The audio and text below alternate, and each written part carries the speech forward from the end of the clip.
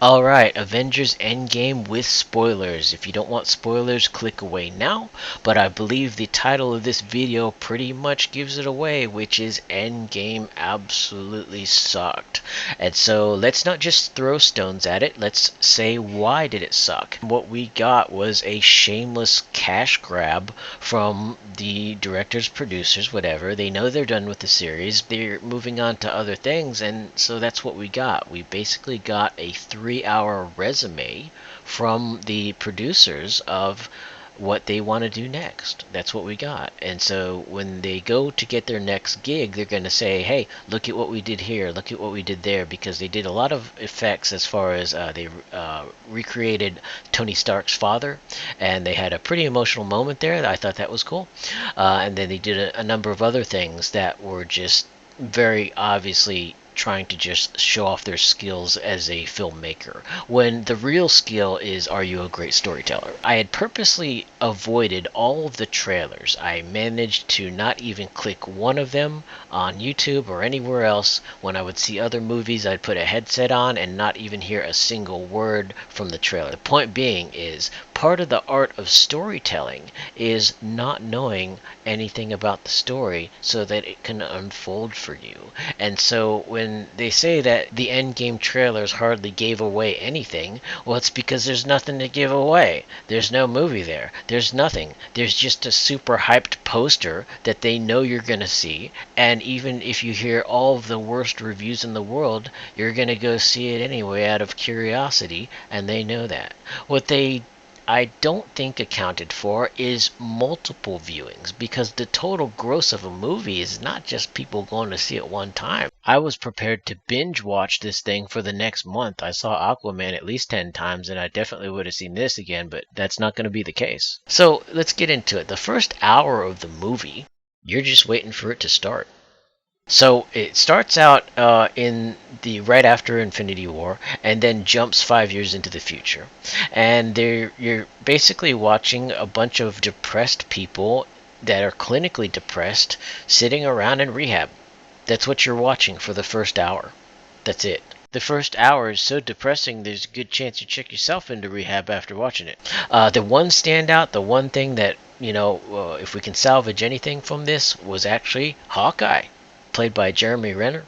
I really respect him, even though he hasn't been a highlight of the shows, but I respect him for sticking with the role. Guy with the bow and arrow just can't, it's not a fair comparison when we put him next to Thor and Stormbreaker and just wrecking tons of fields. It's just not going to happen for modern day Robin Hood.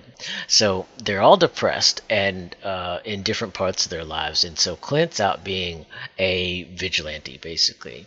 And Scarlet goes to get him. And when she goes to get him, she grabs his hand. And normally we would think of Hawkeye as being, okay, let's go get some. But he's not.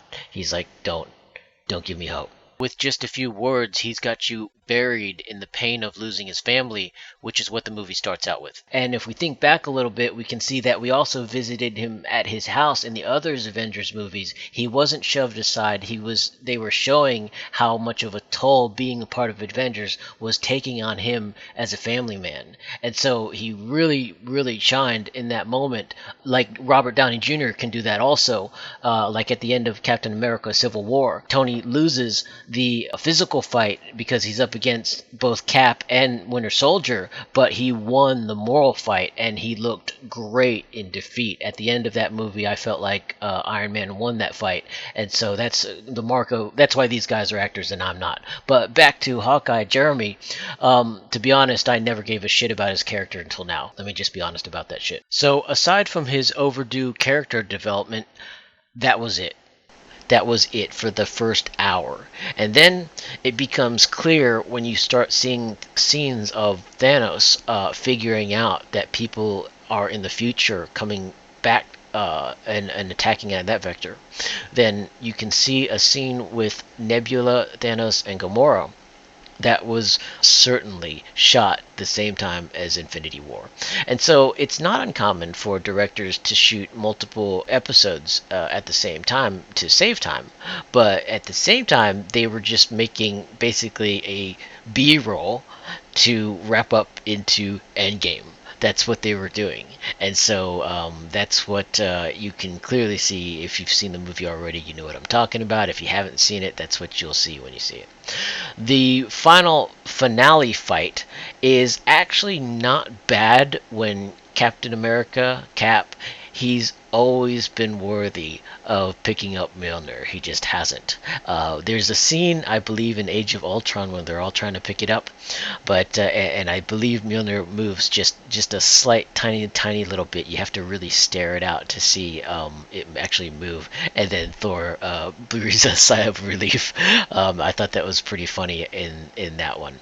But we've always known that Cap has been worthy of Mjolnir, and so he gets to fight with Mjolnir, and it's a pretty good fight, actually. That's the one thing that I would say is good about the movie. He goes at it with Thanos and really wrecks him, actually. It's a pretty good fight. And so, but we've always known that. And because if you think back to Thor 1, Odin enchants Mjolnir with whoever is worthy.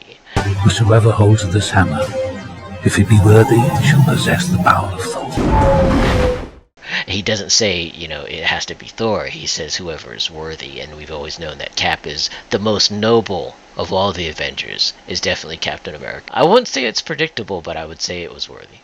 And so that was the one good fight that we got out of it. The rest of it is totally generic and obscenely predictable. When we saw Doctor Strange in Infinity War, when he says, okay, we're in the end game now, and Tony is like, hey, why'd you do that? I thought that the directors were just going for misdirection, because it was so obvious why Doctor Strange would save Iron Man at that time, is if he was going to be the one to defeat Thanos in the end. And he is.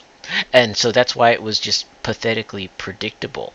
And it was also predictable that Tony would die. He's the savior, and so he has to die at the end. That's the formula for the hero that sacrifices everything to save everyone. If only he could have done that in a way that saved the movie, because the rest of the final battle is basically 100 or so actors in a half-baked cameo. That's it.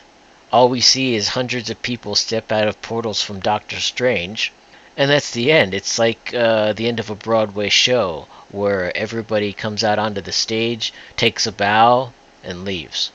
That's it. That's the end. There really is no final battle. So to sum it up, this whole movie was a 3-hour resume from the directors on what they want to do next. Instead of getting the last Avengers movie, we got the directors showing off, hey, look at what we did with this, look at what we did with that effect, and it had nothing to do with the story.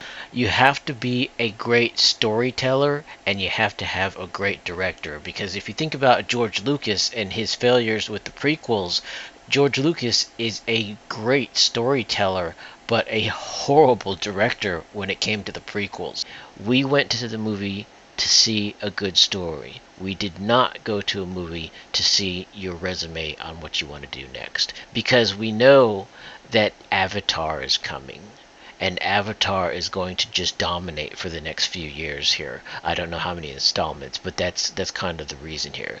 But at the same time, they could have at least given us the respect of giving us a good movie, rather than just mashing up a bunch of old clips and then buying off all the critics and websites. In closing, regardless of if it was a good or a bad movie, I'm going to end this the way they absolutely should have ended it, with no further credit to anyone. The fact that they did not do what I'm about to do now is the most insulting thing I have ever seen in film.